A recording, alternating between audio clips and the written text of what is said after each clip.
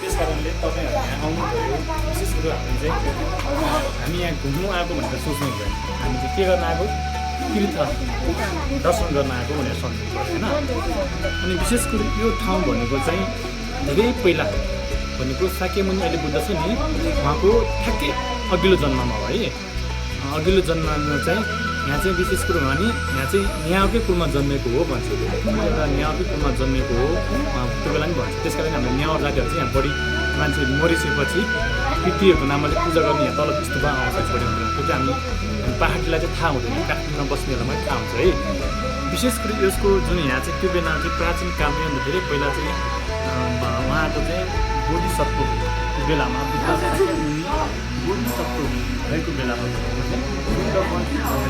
राख्नु भएको बेलामा त्यसलाई बोधिसत्व भन्छ त्यो बेलामा चाहिँ उहाँको जम्मा 4 दाजुभाइ हुन्छ। 4 दाजुभाइ भइसकेपछि उहाँहरू चाहिँ दरबारबाट चाहिँ दाजुभाइ चाहिँ घुम्न जङ्गल जान्छ। घुम्ने क्रममा जाने बेला चाहिँ यहाँ आएर त्यो ठाउँमा आएपछि अनि उहाँ चाहिँ के देख्छ भने उहाँहरू घुमेर जाने क्रममा बिचमा चाहिँ एउटा बगिनी देख्छ, एकदम बुढी भएको बगिनी देख्छ। अनि बगिनी चाहिँ 5वटा बच्चा पनि देख्छ। बगिनी पनि एकदम बेहोस भएको बेलामा देख्छ, त्यहाँ देखिरहेको छ, चित्रमा पनि देखाएको छ होइन। अनि 5वटा बच्चा पनि एकदम बेहोस जस्तो अवस्थामा देख्छ। देखेपछि बोधिसत्वको मनमा दया आउँछ, भित्रबाट माया करुणा आउँछ। अनि उहाँ त्यत्तिकै छोडेर चाहिँ उहाँ दाजुभाइसँग घुम्न जान्छ। घुम्ने गइसकेपछि अनि घुमेर फेरि एउटा डाँडा हुन्छ, यो डाँडा देखेछ, त्यो डाँडाबाट घुम्दै फर्किँदै आउन चाहिँ फर्किने बेला चाहिँ उहाँले के ल्याउनुहुन्छ भने आमाको लागि चाहिँ एउटा फुल टिपेर ल्याउनुहुन्छ। बोधिसत्वले एउटा फुल टिपेर चाहिँ मेरो आमाको लागि भनेर फुल टिपेर लिएर आउनुहुन्छ।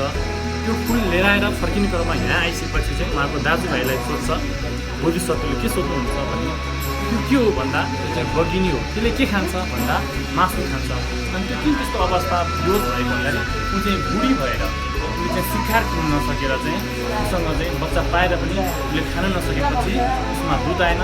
दुध नआएपछि बच्चाहरू पनि बेहोस भएको भनेपछि अनि बोधिसत्वलाई चाहिँ भित्रबाट चाहिँ माया अब बल्ल मेरो उपाय आयो, बल्ल मैले चाहिँ दान गर्ने चाहिँ समय आयो भनेर अनि बोधिसत्वले चाहिँ अनि यो नारीको देब्रेपट्टि नारीको चाहिँ एउटा नसा चाहिँ एउटा बोक्सी काँडा भनिन्छ। त्यो बोक्सी काँडा भनेर पहिला केही नगरेर कोपेर अनि रगत निकाल्छ। अनि रगत निकालेर अनि बगिनीको मुखमा जन्म दिन्छ। अनि भगवान् बुद्ध चाहिँ त्यो आमा चाहिँ 7 दिनपछि देहान्त हुन्छ।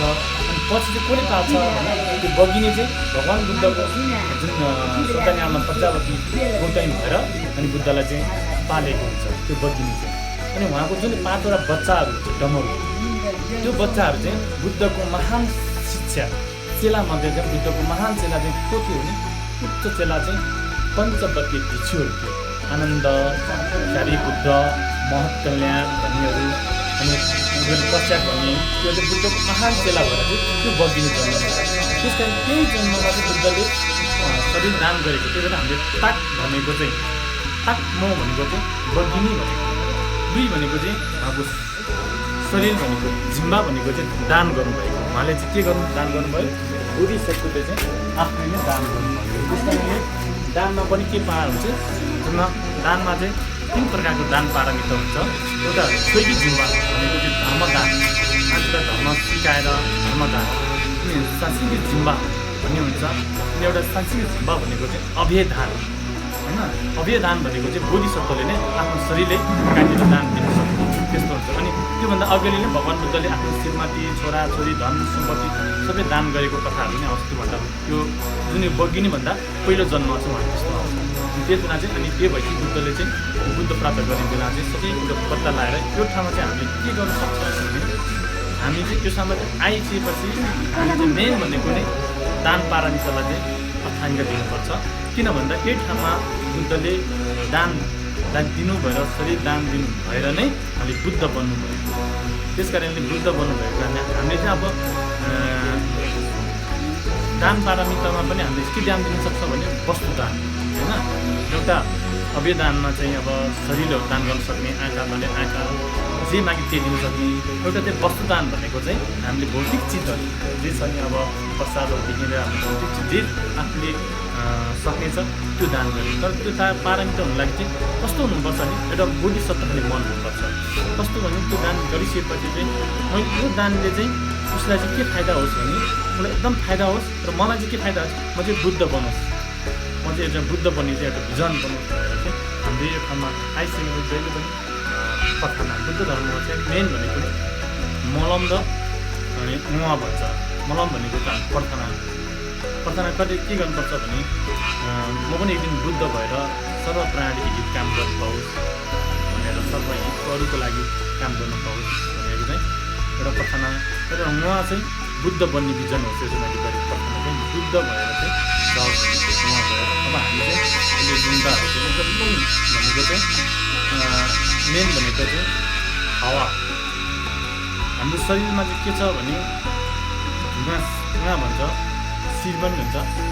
घसी भनेको चाहिँ आगो, पानी, हावा यो चिजहरू नमिल्दाखेरि हामी बिरामी हुन्छ। त्यसैले त्यो हावाबाट चाहिँ लाग्ने रोगबाट चाहिँ निवारण